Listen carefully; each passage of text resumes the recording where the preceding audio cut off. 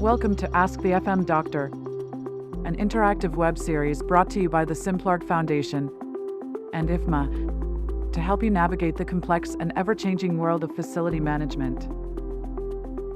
Whether you're a seasoned professional or a newcomer to the field, you'll find valuable insights and tips to deliver a better experience for your stakeholders while saving money. Join us on the third Tuesday of every month at 1 p.m. Eastern U.S. time to learn from our FM docs while connecting with other facility managers from around the world. Register today at simplerfoundation.org/FM-doctor so you don't miss an upcoming session. All right. Well, thank you all so much for being here today. My name is Jake Smithwick, and we are thrilled to be joined with Josh Parker. Josh and I are actually colleagues, and I've known Josh for a number of years, and Josh is, when they use the term BIM guru or BIM expert, Josh is that person. So Josh, we are thrilled to have you here today. With that said, Josh, the floor is yours. Take it away. All right. Thank you. Thank you for having me, everybody. Hopefully I can share a few tidbits of information and get you on your way to using BIM and FM. I'm going to close my camera and pull up my PowerPoint. Share screen.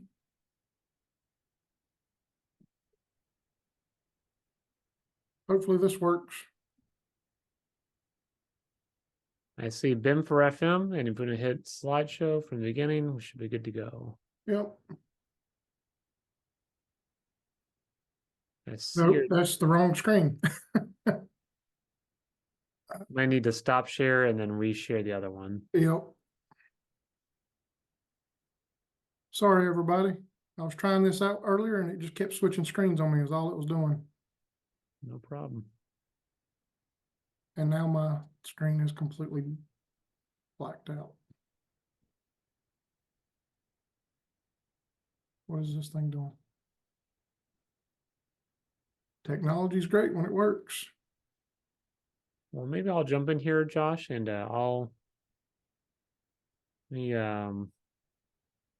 Yeah, it's not letting me close the screen out. All right, no problem. So I'm going to disable a screen share. There we go. And Josh should be able to share screen again. So let's try this again and see if that works.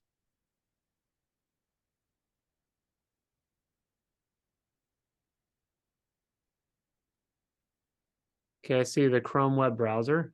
Okay. It did it again. Now, hold on a second. We're almost there. So if you click on display settings inside the presenter mode and click on swap view. So go to display settings, then right on the presenter view. There you go. Click swap. There we go. There we go. All right. Take it away, Josh. Looks good. All right. So this is BIM for facilities management, and I'm Josh Parker. Sorry about the delay. All right. So first thing, BIM is building information modeling, not just a technology. It's a huge process. Most people think of BIM as being the pretty picture that you see below. It's all about the information. A lot of people, there's a bunch of different definitions down there, but if you break it down into the most important part of it, it's a physical representation of information and any other aspect of the building that you can put into a 3D model. So it's also the pretty picture, but it's also the information. So just keep that in mind. Real quick agenda. We're going to talk about some upper management and getting support. Hiring a BIM professional, whether it's internal, you have an internal employee that does it, or you hire a vendor. Creating documents, documentation for BIM is very important, such as contract language. We'll have a little example of that. You see right there, it says start early on projects. If you don't start early, you're going to have a lot of problems. Then we're going to do a real quick look at software, and then the last slide says efficiency. You'll get a good idea of what it's going to take to move through the process. So when I talk about upper management support, I call this the engineering or the WD-40 and duct tape flowchart. Do you have support from upper management? Yes, great. Then get busy, go to it, and you've got a lot of work to do. If not, you've got to build a business case and try to earn their buy-in. Because if you don't have upper support management, it's going to be a long road, and it's a lot of hurdles to jump over. And it's just one of those things. It's like, if you've got that upper management support, you're going to be able to do things a little easier. It just takes a little bit of time off of your calendar that you're going to not have to deal with a bunch of, I won't say headaches, but who does stuff without support from management? You're pushing a rock up a hill, and that's not the good way of doing it. All right, now that I stumbled through that one, let's get through the next one. So, why would you hire a BIM professional? It's one of those things. I don't want a brain surgeon or anybody doing surgery on my brain that's not a brain surgeon. You need somebody that knows what they're doing. They can work you through the ins and outs of BIM lifecycle, setting up the contract documents. And there's people are going to tell you that they do BIM. That's not the case. BIM is not something that you just, oh, I can do that. They have to do it on a regular basis. They have to know everything about BIM, the processes on how to do things, the standards. If you ask somebody what Kobe is and they don't know what it is, they are not somebody that works in BIM very often. So they're your industry expert on how to get things, your models done correctly, your information like your operations and maintenance manuals, preventive maintenance procedures, all of that stuff can be placed into a BIM model. So you have to decide, can we hire somebody internally to do that and get them the training that they need if they've got a few gaps, or do you just need to hire an industry expert from, say, somebody like JLL? They have internal people that do that type stuff. There's other industries or other companies out there as well that do that type of stuff. All right, so I mentioned creating documents. So I think a building execution plan would be probably one of the first things that I would work on. That is actually going to go to your design teams, your engineers, and your contractors. The execution plan tells you how that team is going to operate their BIM. It gives you milestone dates. It tells you who's responsible for doing what, when things are due, the review process, because doing reviews are very important. And then you see all those bullet points down through there. So that would be a different type of document. Space mapping. You've got to know where things are going, like your floor codes. If you've got a 12-story building, are you going to name it 1, 2, 3 through 12, or is it going to be 0, 1 through 12? And then your room numbers, same thing. You've got to have, it's just stuff that architects do all the time, but it goes into the model and it helps you set up your equipment location and all that type stuff a lot easier. And like I mentioned earlier, Kobe is one of those things that will help you do standards like that. I've mentioned already, but not directly, responsibility matrix. Who's doing what? That's where that comes in. The next one, equipment mapping and responsibility matrix. So at some point, a mechanical engineer is going to put in an air handler, and it's going to be AHU1. Well, they put it in initially, but then the contractor comes in and updates it, and they actually have a real life scale version of the actual air handler that's going to go into the model. And it's got everything attached to it that you want to know about it. Fan sizes, air filter sizes, and the quantity of air filters. So all that information can be put in there, but you need to track who is actually putting that level of detail in your model. That leads us into the equipment asset naming and details. So air handler 1 may be air handler 1 on the drawings, but you want to call it AHU 0101. And that's how we do it on our campus, because if we have an air handler on level 1 and it's number 1 of a sequence, you can have multiple air handlers in a floor. A lot of times ours are in a penthouse. We'll have 3 or 4. So you need to be able to track stuff like that individually. So think about VAVs. You can have up to probably 20 or 30 on the floor, depending on the size of the building. The next thing, digital manual exchange. What are your deliverables that you're going to require? Do you want PDF drawings or do you want DWG file drawings? Well, hopefully if you're looking at BIM, you're going to use something like a RVT file or an IFC file. And then that in turn leads me into the Revit template. We use Revit to do 3D drawings and models, but you can use other software out there. So you want to create a template with some of your in-house requirements that you can hand out to design teams. Now, this is optional. You don't really have to do it, but if you have somebody that can, it's a good thing to do so you can kind of give the design teams a heads up and a little bit of an early start on their model. And it doesn't change anything that's in their company template, just for a FYI. Next one, contract language. I'm not going to read that. You see it's there. It's very important that you have something in your contract that requires your design teams and your contractors to use a BIM process. This doesn't say it directly, but our design and construction guidelines on campus, the integrated lifecycle management plan is a part of that. And that's where our BIM and VDC requirements are housed. I said start early. Here's why you start early. So if you look at the right side, the plan, it says HFCU 1-1. And then if you look at the middle picture, you can find that same name, HFCU 1-1. And then look to the right where it says UNCC equipment code. That was the workaround because the designer didn't have our contract language in their head, and even though they knew it was there, and we couldn't force them into it the way we normally would with a real contract.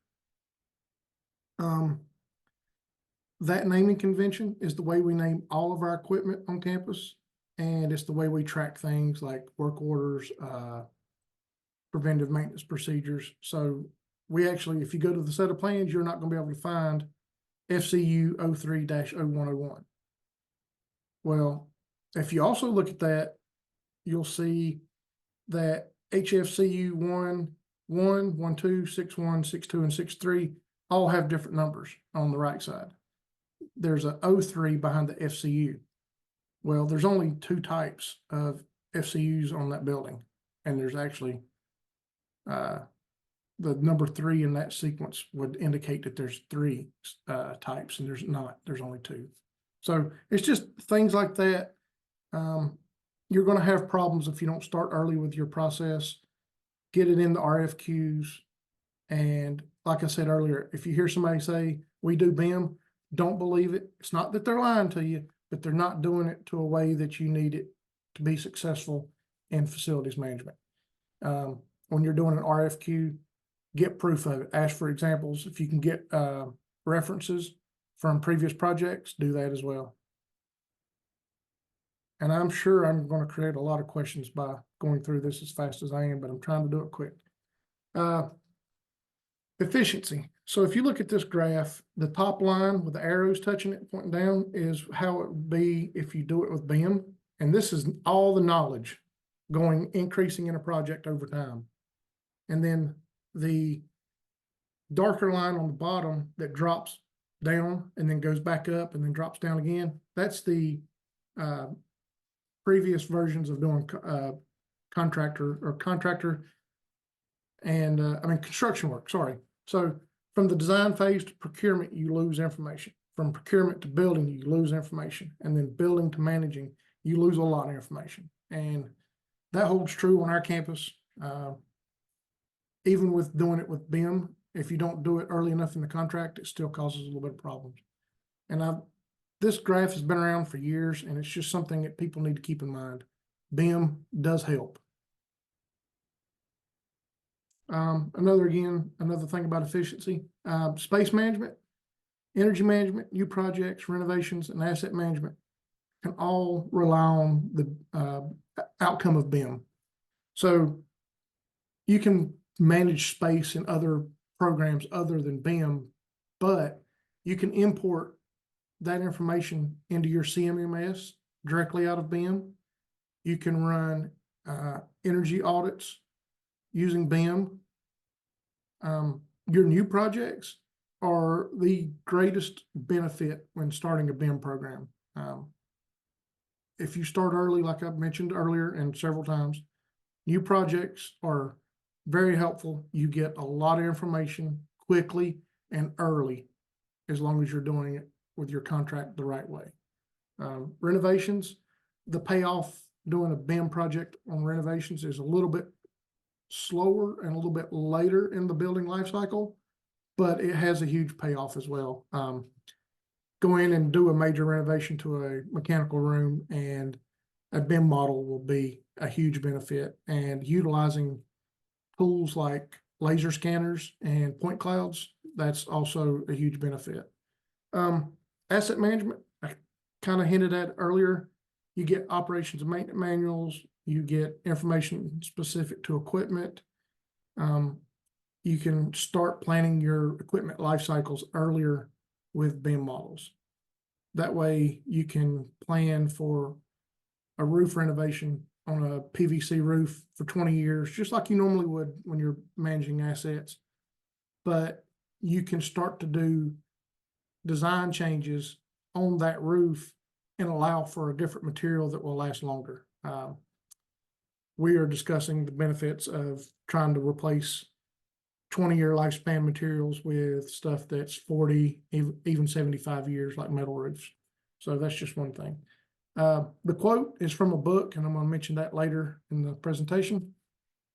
LOD. Now, this is a very simple slide, kind of self-explanatory. LOD 100 is on the left, and it's just a little line stick tree. And then as you go up toward 500, you get more and more detail. A lot of people like to say that 350 is the sweet spot as far as building information, where you get accurate sizes and you get equipment information. But places like NASA, healthcare facilities, nuclear facilities, they want LOD 500 all the time. That's where you get all the detail about everything. If you want the nut and bolt thread count, you can get that. Now, you're going to go to a contractor or a design team and say, oh, I want LOD 500. And they're going to, no, you don't. You want 350.